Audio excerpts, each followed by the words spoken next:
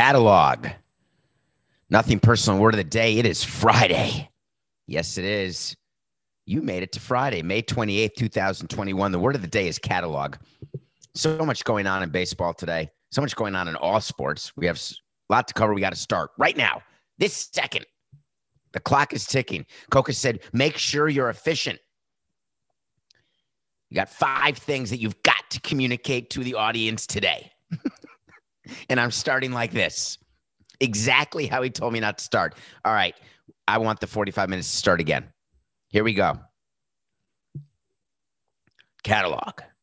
Nothing personal. Word of the day, May 28th, 2021. Catalog, as in Josh Donaldson. Who? Remember Josh Donaldson signed with the Twins? Free agent contract. The Twins stink. They were my pick to win the division. They're terrible.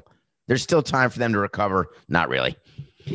So I told you yesterday something that I believe and feel and still believe and feel, and that is players, hitters are okay with pitchers doctoring the baseball.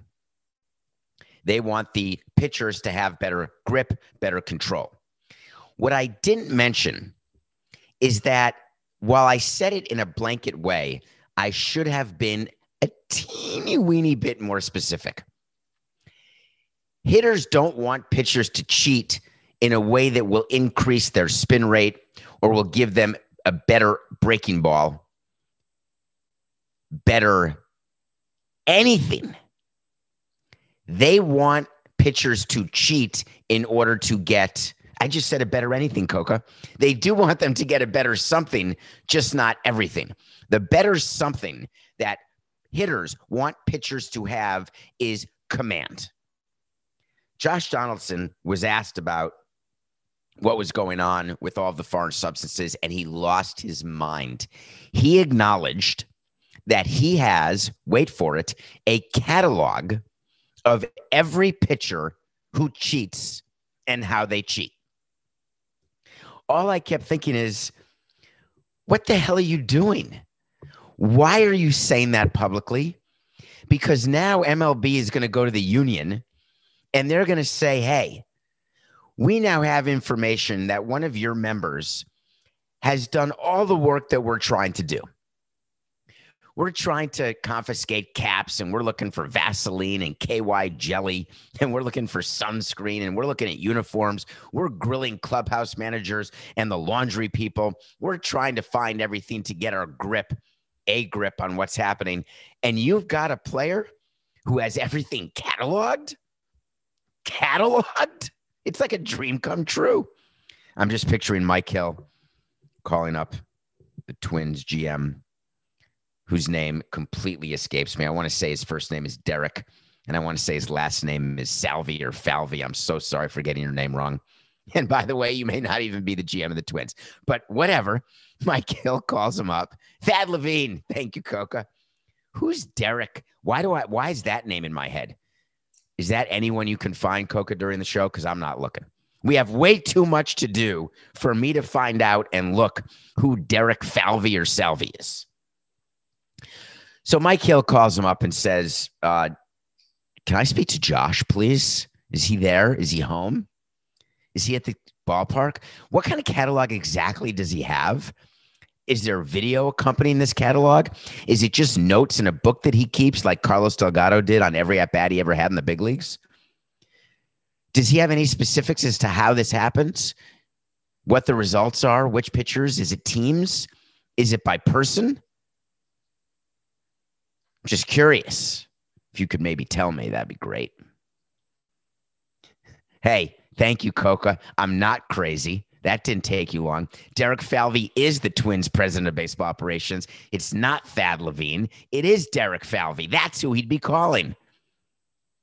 It's Friday, and all the synapses are on point right now. Because in 41 minutes, I'm going full lover boy. Everybody's working for the weekend. That's it. Officially lost my mind. Do you know that baseball players, we ask them to police themselves? We ask them to police themselves in the clubhouse. We ask them to police themselves on the field. We want not to have the front office get involved. Managers would always prefer that all of the rules that the manager has are enforced by the veteran players, that the manager doesn't have to call a team meeting. Every president and every GM doesn't want to go down and meet the players about anything. You want to have as few meetings as possible, because when you have a meeting, it means nothing good is happening. And if you don't put a team together that has any veteran leadership, then it's very hard to have anything policed. And when it comes to all of the cheating that's going on, that pitchers are certainly have been doing, are doing, when it comes to all of these supplements that players have taken, are taking, will take, steroids, supplements, cream, clear, Vaseline, doesn't matter. Do you know why the players really don't police that? Because they don't want to get in the way of a player making a decision that could impact his career financially. So there are players who have watched other players do steroids and have chosen not to do them. Jeff Conine's a great example. He never did it. He saw people do it, knows players who did it. He made a decision not to do it, but he doesn't tell other players what to do. Pitchers see each other put crap on their cap or their uniform, under their uniform. Hey, if that's what you need to do to get through the game, they see players shoot up Toradol, get shots because they're in so much pain, they're hurt. They know when each other is hurt, but they don't tell the training staff or the team president because they're protecting each other. They know when players are out of options. They know when players have incentive clauses. Players know what's going on with other players on their team, period, in every way. So for Josh Donaldson to come public with his catalog indicates that there is a tiny fissure going on, similar to what happens when Trevor Bauer does what Trevor Bauer does and causes Carlos Correa to say, hey, I don't like Trevor Bauer. He's not my friend. All of this is fine, except for right now, if I'm Tony Clark, the head of the Players Union. As we enter into this negotiating of a new collective bargaining agreement, I need Goose Fraba. That's what I need with the players. Coca, that may be a reference that you're not with me on. I wish you were. Goose Fraba. By the way, side note, Derek Jeter is in that movie with Roger Clemens saying Goose Fraba. It's called Anger Management. It was a movie with Adam Sandler and Jack Nicholson and Marissa Tomei. That is what Tony Clark wants from his players. He wants kumbaya. Because what the owners see, any tiny split, any crack, they're going to exploit it. That's why the commissioner of baseball, whether it was Bud Selig or Rob Manfred, is so crazy about fining owners who speak to the media during collective bargaining, fining owners who have any sort of public spat against each other. It's not because they're worried what you're going to think as a fan. No, it's all about not showing weakness to their opponent, the Players Association. We are a united front. It's not pitchers against hitters. It's not small market teams against large market teams. United we stand, divided we fall. And the players have fallen in terms of their leverage, in terms of what they've gotten in collective bargaining, and any sort of divisiveness that is manifesting itself in a way that you don't see very often in baseball is not good for players. So if you are Josh Donaldson and you have a catalog of every pitcher cheating, do you know what you do? You keep it to yourself. Who's watching baseball yesterday? Did you watch the Cubs-Pirates game? I'm breaking down a play. We're not a highlight show. I'm not giving you results. I'm not telling you who won the Cubs-Pirates game. GTS if you want. Google that shit. I'm talking about a play in 18 years I've never seen, and it happened last night. 18 years in the game. Not one time have I seen it. I'm not sure I've seen it in my 53 years on this green earth. Javy Baez on the Cubs hits ground ball to third base. Third baseman throws to first base, throws wide to first base. Check out the clip while you're listening to this. If you're on the YouTube channel, Nothing Personal with David Samson, you'd have to open up another YouTube window. I don't think you can watch 2 video clips at once. Therefore, you may have to pause me or just go subscribe on your podcast app, and then you can watch the video having subscribed to the Nothing Personal YouTube channel and listen to the pod having followed on Spotify and subscribed and rated on Apple. You could do all those things, and you'd see Javy Baez grounding to third base. Third baseman throws to first. It's up the line, down the line. Do you know? I don't know whether it's up the line or down the line, and neither do people in baseball.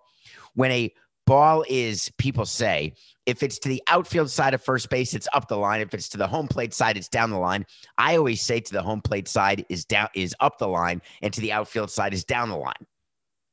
People say it both ways. Sometimes you can go both ways. Who's going to say anything? Ball is down the line. Javy Baez stops. As a base runner, you are taught when there is a runner on third base and you have an opportunity to not be put out. A put out is when a throw to first, the first baseman steps on first, or the second baseman who's ever covering. The way shifts are, it could be the center fielder these days. When you step on first base and the batter has not reached first base, guess what? You're out. But if you don't step on first base as a defender, you then have to tag the runner. And if you don't tag the runner or step on first base, then that runner is safe until one of 2 things happens. Either the runner gets tagged, the runner runs out of the baseline, that's 2, or the defender steps on first base. 3 things. So, Javy Baez running to first. He sees the throw is offline, down the line, up the line. Stop, drop, and roll. Runner on third base is creeping home. Javy Baez turns around, runs towards home. There's a third base runner running toward home. There is a first base hitter running toward home. They meet at the plate. The first baseman of the Pirates runs, jogs, walks, saunters, dilly-dallies toward home plate from first base, doesn't catch Javy Baez, sees that the runner from third is now about to score, throws to home plate. The runner scores. The run doesn't count because Javy Baez has to get to first base. Little known fact here. Do you know that when the runner on third scores on a ground ball with 2 outs, that run doesn't count until the batter secures first base? Are you with me? All the Pirates had to do was get Javy Baez out by either tagging him, having him run out of the baseline, or touching first base. And the runner from third could score, go to the dugout, shower, eat, go to In-N-Out Burger, and then go back to his hotel. And guess what? He wouldn't be safe. So the Pirates don't know this rule. Is that possible? Javy Baez knows the rule. He sees the runner scores. He's standing at home plate. He says, holy shnikes, I got to get to first base. So he runs to first base, except there's no defender at first base. The second baseman for the Pirates was snoozing. He sees Baez running to first base. The second baseman runs towards first base. The catcher throws to the second baseman covering first base, throws wide of the second baseman running toward first base. The ball caroms off that player. Javy Baez safe at first base. The run then counts. It had been safe. The run had scored before all these shenanigans, but now it counts. Javy Baez says, wow, where's the ball? They made an error. I'm going to go to second base. The ball's retrieved, thrown to second base, thrown away. Javy Baez safe at second. 3 errors on the play, all because, let's break it down. The Pittsburgh first baseman. I'm not even going to say his name. Loyal listeners to Nothing Personal know exactly why I'm not going to say his name. All he had to do was touch first base.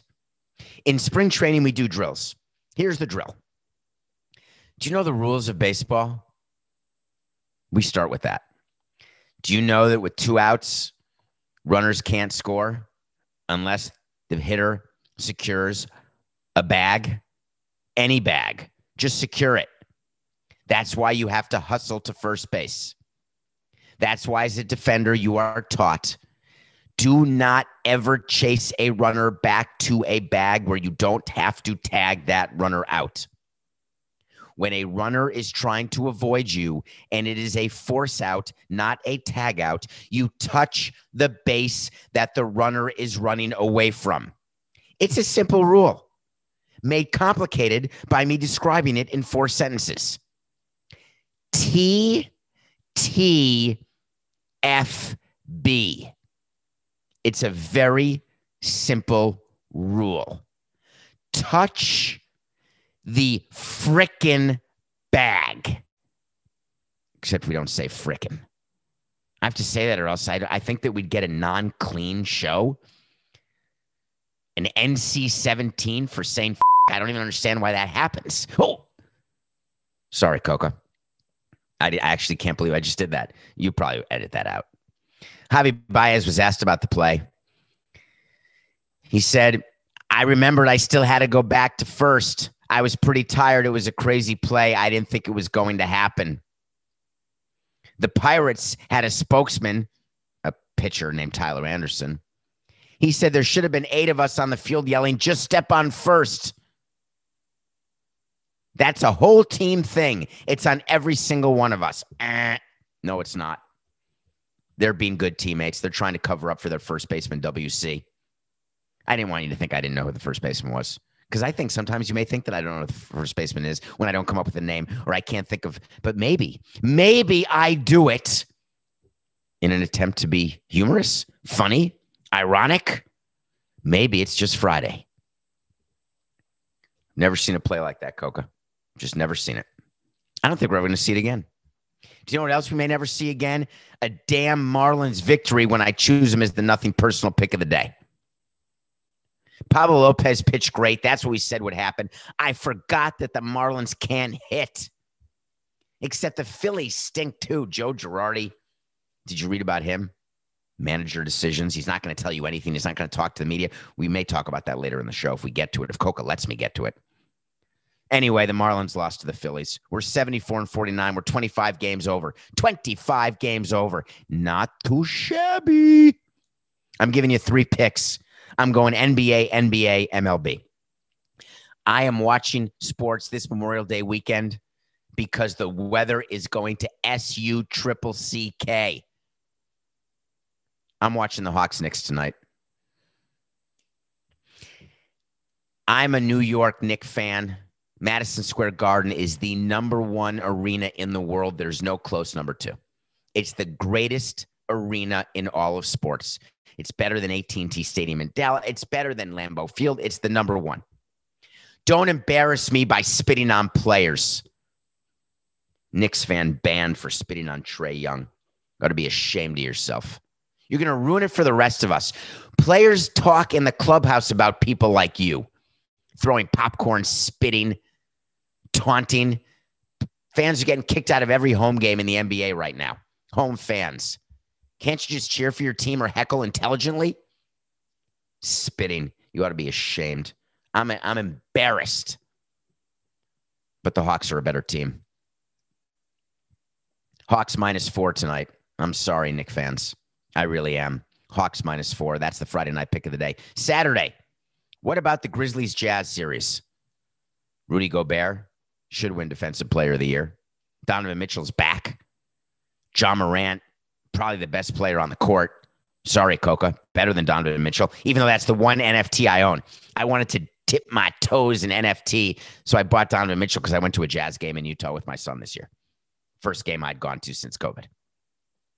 By the way, Coca, if you want to laugh about an NFT, I can't find it. I wonder if it's like cryptocurrency and I'm going to die without knowing the password. And that investment in the Donovan Mitchell NFT is just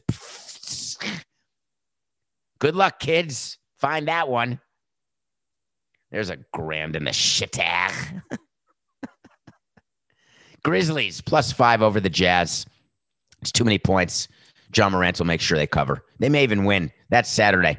How about Sunday? I'm going to watch baseball and basketball. The Brewers are disappointing. They're around 500. They can't hit. They cannot hit, but I'll tell you what they can do is they can pitch. The Nationals are disappointing. They can't win. They've got Max Scherzer on the mound. Max Scherzer is finding his Cy Young form again, having another great year, and he's a free agent to be. Nationals may end up trading him.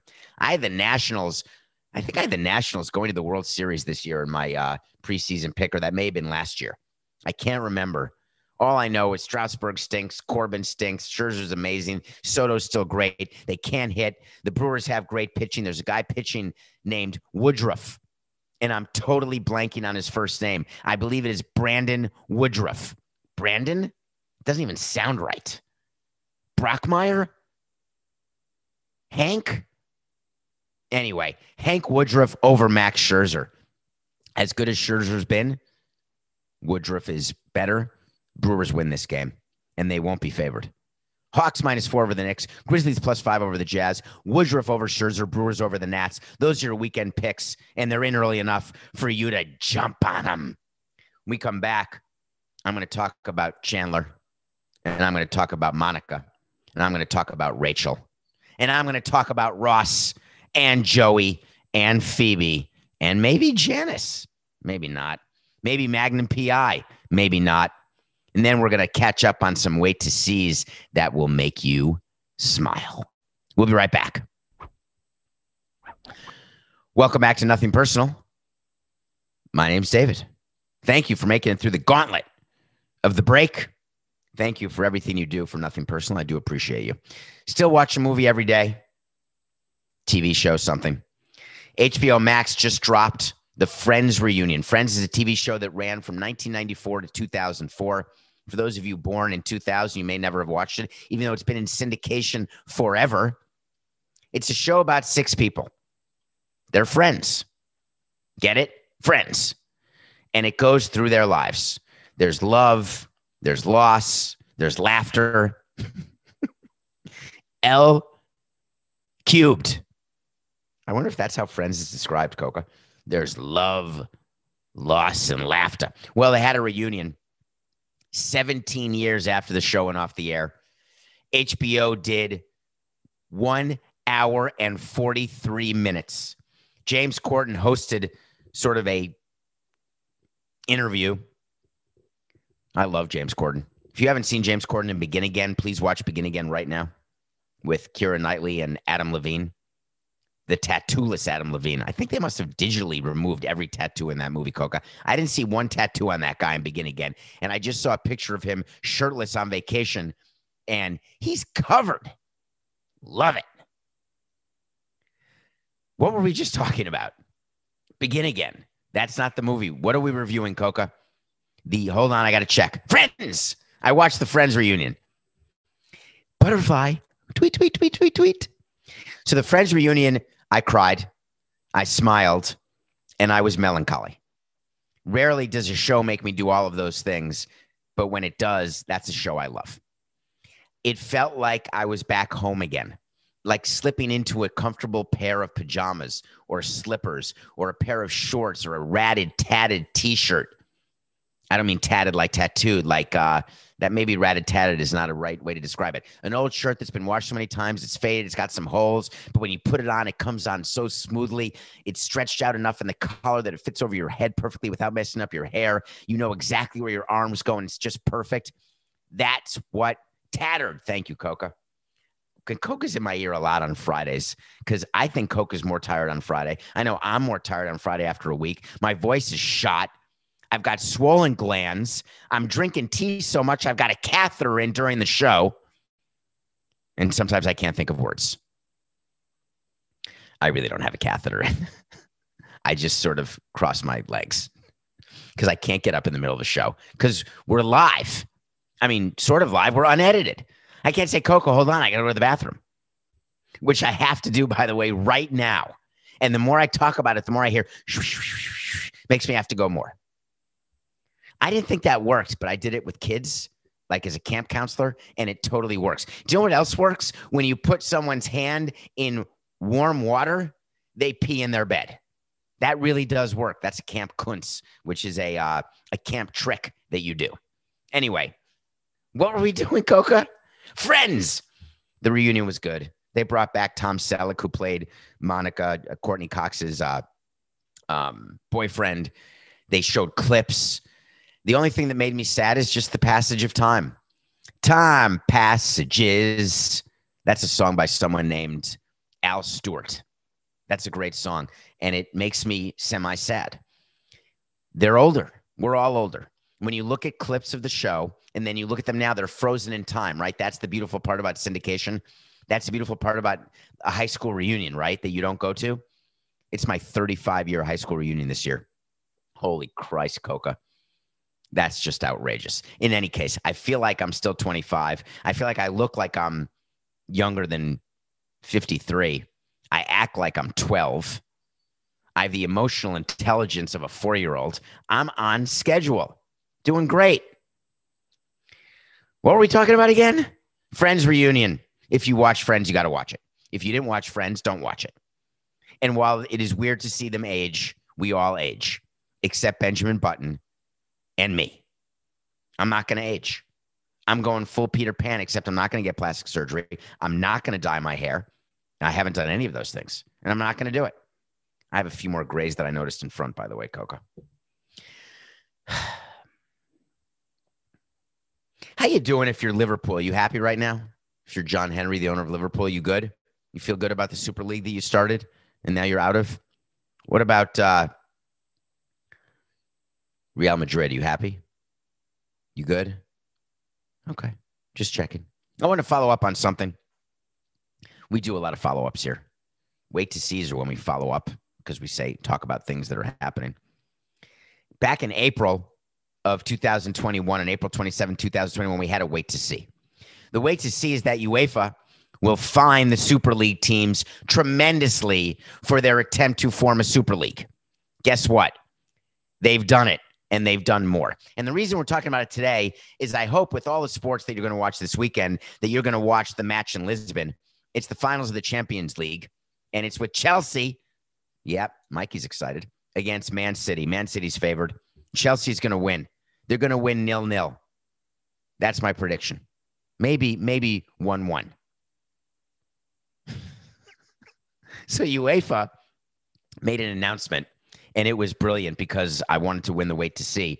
It's not really winning and losing a wait to see. It's me thinking something's going to happen, and sometimes it does, sometimes it doesn't. But either way, I want to revisit things with you because it's the right thing to do. So April 27th, I said they're going to be fined, and guess what? They were, and a lot. I want to just tell you what the number was because it's so mind-boggling. Do you remember there were 12 Super League teams? Anyone? And do you remember 9 of them? It lasted 24 hours, and 9 of them left because there were such bad press. We did a bunch of shows on this.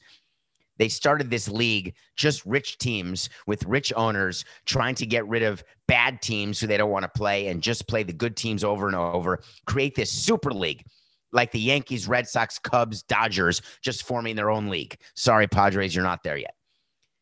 That wouldn't work. Or would it? Well, guess what happened? Football fans overseas said, no chance. You're not doing this. And the owners of these teams backtracked faster than someone who sees a bear during a picnic. But UEFA was pissed. UEFA said, we cannot have, under any circumstance, a mutiny on this bounty. 100 million euros. Are you watching what I'm doing? Because my pinky is on my upper lip. 100 million euros. It's a lot of cash. They're only fined that under an agreement they signed. 9 of the 12 teams signed this agreement of penalty. 100 million euro fine if they ever seek again to play in an unauthorized competition, ever. I don't know how long that can last. I'm not sure of a contract that lasts forever. An evergreen provision of $100 million? It's not impossible, but it's unlikely. 50 million euros if they breach any other commitment to UEFA. UEFA made an announcement. The measures announced are significant. but none of the financial penalties will be retained by UEFA. They're going to be reinvested into youth and grassroots football, blah, blah, blah. However, they said this agreement is only with 9 of the 12 teams.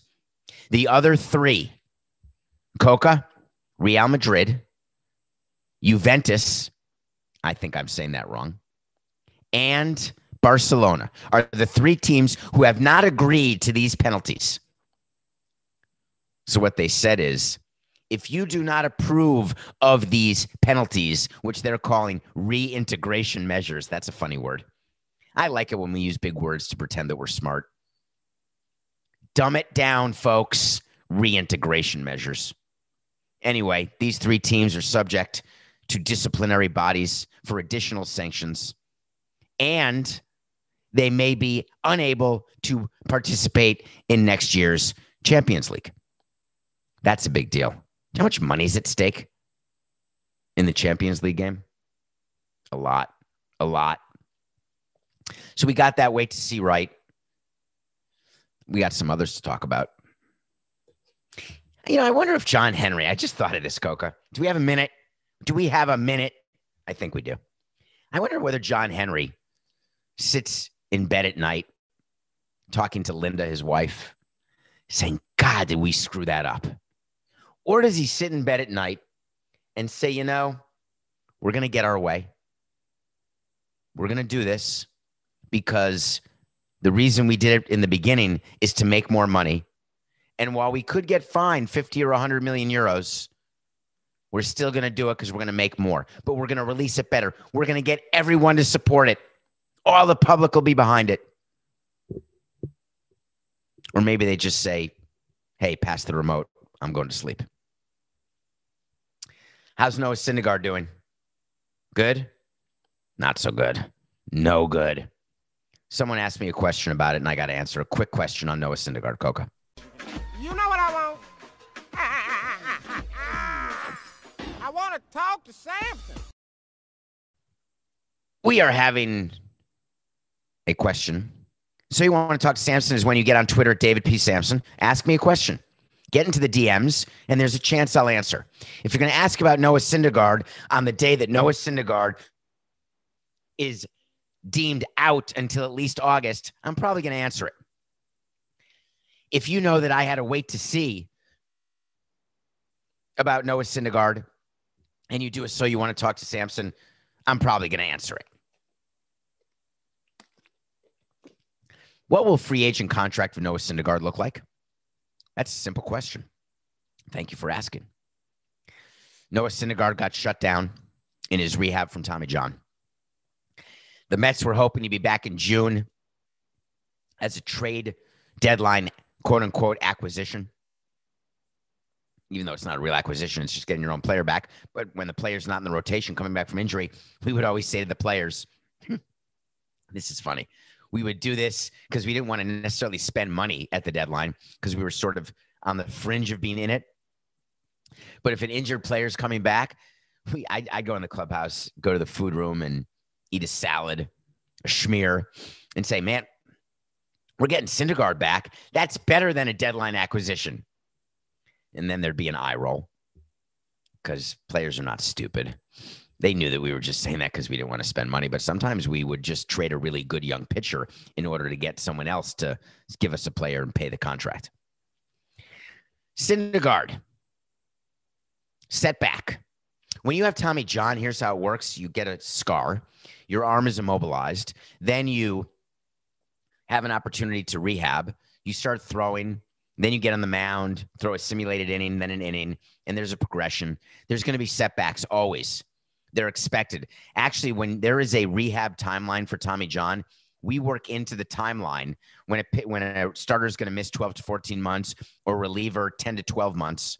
And the reason why it's shorter is you don't have to build up the arm of a reliever the way you do a starting pitcher. You work into that timeline a setback. So Mets fans were really hoping it was just a setback yesterday, but it's not. They're shutting him down, and they announced that he is out until at least August. They announced this after the May 26th, 2021 wait to see which was Noah Syndergaard is going to be out until at least a month that starts with an A, not a month that starts with a J. Do you remember that? I think that was a show from 2 days ago. That's a yes. So what do you do if you're the Mets and he doesn't come back at all and he will have gone 2 years without pitching? You going to give him 100 over 5? NAC, not a chance. You going to give him 60 over 3? NAC, not a chance. Is any team going to give him what he thought he was worthy of before he got hurt? He was easily a $20 to $25 million pitcher. If Trevor Bauer is a $40 million pitcher, gag me with a spoon. But if he's a $40 million pitcher, Noah Syndergaard pre-TJ is above TB. He'd be at 2 score plus annually. Not anymore. The reason why is that he will not be able to prove health this season. When we go to the owner and say, we want money to sign this free agent, we want to be able to say, yeah, I know he was hurt, but he came back and started 5 games. We saw 5 games. He looks great. He has recovered from Tommy John. He's throwing a $101, 99, 98. His curveball, he's throwing for strikes. His slider's fine. His changeup is great. He's good. We need to give him 40 years. No risk here, I promise. You can't say that if he hasn't come back at all. You can't do it based on a bullpen or based on a showcase. Remember what I told you about showcases? Yeah, showcases don't matter. They're not real. Johnny Doe will be having a private workout on Thursday to showcase his immeasurable talents that we're going to measure at approximately $15 million per year. No. You've got to get into a major league game if you've had Tommy John, not a rehab start, not a minor league game. You've got to be in a major league park facing major league hitters with your newly reconstructed elbow. So what kind of contract is he going to get? The Mets may give him one. He's got his best chance, actually, with the Mets. I hope that Sandy Alderson is teaching Steve Cohen about the 2-year post-Tommy John incentive-laden contract. That's when you sign a player to a guaranteed base of, call it $5 million per year, but then you pay them millions of dollars per start. So as an example, he could get $40 million over 2 years or $60 million over 3 years, but it will only come with pitching. And you can control that if you're the Mets or any team who signs him, because if he comes back and he stinks, you just don't start him. Then you don't have to pay him. You can just release him because your guaranteed exposure is de minimis. Noah Syndergaard will not get an 8-figure free agent deal. That's $10 million or more for those of you counting at home. The reason he will not is that he's not coming back this year. He's not going to pitch. There's no time for him to build up and get back. Now, the Mets could pivot and say, we're going to rehab Noah to just be in our pen for the stretch run. They could do that. And Syndergaard could prove health from a bullpen standpoint. That could help his guarantee in a free agent situation, but it will not get him anywhere near what a starting pitcher of his talent would get. I'm fascinated by what will happen with Noah Syndergaard. I don't think I'd even sign him. Okay, another wait to see. Do you have any recollection back in December of 2019? We started this show October. Do you know, Coca? I don't even know the date of our first show. I want to say October 7th, but I don't know why that date's in my mind. In any case, we've kept track of wait to see since the beginning of time. There was a lawsuit. It was October 14th. Thank you, Coca. What was the 7th? Is that when we did the rehearsals? Have we ever told the story of the rehearsals of Nothing Personal? OMG. Yeah, we don't have time. I know we don't have time, Coca. Stop interrupting me. We got to get to the wait to see. On December 18th, 2019, there was a lawsuit filed in Utah by a guy named Shane Keisel. Shane Keisel filed a $100 million lawsuit against Russell Westbrook and the Utah Jazz because at that game, he taunted Russell Westbrook. He got kicked out. He got his season tickets taken away. He sued because Westbrook must have done something. Who knows what? The Jazz were wrong for kicking him out. And I said on that day, I've had suits like this. The juice is not worth the squeeze. Settle. I've told you stories about some suits that I wouldn't settle. Some suits I'm going all the way. You're going to claim that you got hit in the head with a ball thrown into the stands. You weren't paying attention. We're not giving you money. We're going all the way. Yeah, we got to pay lawyers' fees, but we're going all the way. The exposure is not big enough. We do a calculation. Sometimes I'm just in a bad mood and I don't want to settle. Although most times it's based on math. I didn't think that there'd be anything other than a settlement in this case because Utah, it's a $100 million lawsuit. It's new ownership. You want to just get rid of it, right? Have it done. So you give them a dollar or two. Utah wouldn't settle it. I lost the wait to see. Guess what Utah did instead? They won the whole damn case. Just the other day, the Utah Jazz had that case thrown out of court by the judge. Done. Finished. Sorry, Shane Keisel. You get no money for you. Nothing. Try not to taunt next time. That's a loss in the wait to see. I got a wait to see for you right now, though. It's today's wait to see. And here's what it is. Naomi Osaka will meet the press during the French Open. What am I even talking about? I got to give you some sort of frame of reference, don't I? This is a complicated subject, and I'm going to touch on it because you know I talk about mental health, whether it's on this show or on Levitard. Mental health to me matters. It's not talked about. People are shunned for talking about it, and they shouldn't. When an NBA player discusses his depression or anxiety, people think they're weak. Not me. I think you're strong.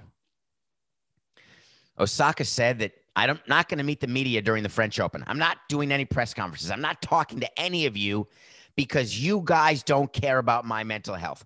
You ask me how I'm doing, I'll tell you how I'm doing. I'm crappy when I lose. I'm happy when we win. I'm sick and tired of the media trying to make me feel badly or feel worse than I already feel. So I'm not talking to you at all. Meanwhile, she may get fined $20,000 for every press conference she misses. I've got a suggestion for Osaka. And I don't want this to come off wrong because you know where I stand on mental health. But don't use mental health as a sword. Don't say that you're not going to do part of your job when what your job is to not just play tennis on the court. Your job is also to talk to the media, the very media that promotes your sport, that allows you to make $53 million off the court. The very media that promotes your sport and allows you to play in a tournament where you can win several $1 million for winning the tournament, which you're favored to do. Don't bite the hand that feeds you because then you're going to get a little hungry. And if you have a mental health issue, I'm in. Then don't answer the question if it makes you uncomfortable, but sit there and do your job. You want to go full Marshawn Lynch? Do it. Remember Marshawn Lynch when he was interviewed? I'm only doing this so I don't get fined. Marshawn, what do you think about the game on Sunday? I'm only doing this so I won't get fined. Hey, Marshawn, how you feeling? Quad's good? Hammy's good? I'm only doing this so I won't get fined. Naomi, I got an idea. If someone asks you a question during the French Open press conference and you want to answer it, say, I'm only doing this because I won't get fined. Or better yet, why not use your platform to educate people about mental health? When Coca and I were preparing for the show today, not knowing whether we'd get to this, but we did, Coca said, I don't get it. Why doesn't she just sit there and answer every question with dialogue about mental health? Answer every question with, here's what I feel. Here's the help I'm getting. Here's the medicine I'm taking. Here's what you can do to get better, and there's no stigma attached. But Naomi, I was asking about the third point of the second game of the first set. Thank you for asking that. What I was talking about is how I feel right now. I've got a platform and I'm going to use it. Instead, she comes off like a petulant child. I got to wait to see. She's going to give in. Her agent's going to get to her and say, this is not the hill to die on. Meet the media. Maybe she will use her platform for something better, Coca. I hope she does. I hope that you end this show and end this week knowing, first of all, on Osaka, you understand I'm not going after her. I'm trying to help. I'm not saying she doesn't have mental health issues or the media can't be a bear, because they can. But the answer is you still have to do your job. Did we get it in, Coca? Are we in under the wire? That's our show. Remember, it's just business. This is nothing personal.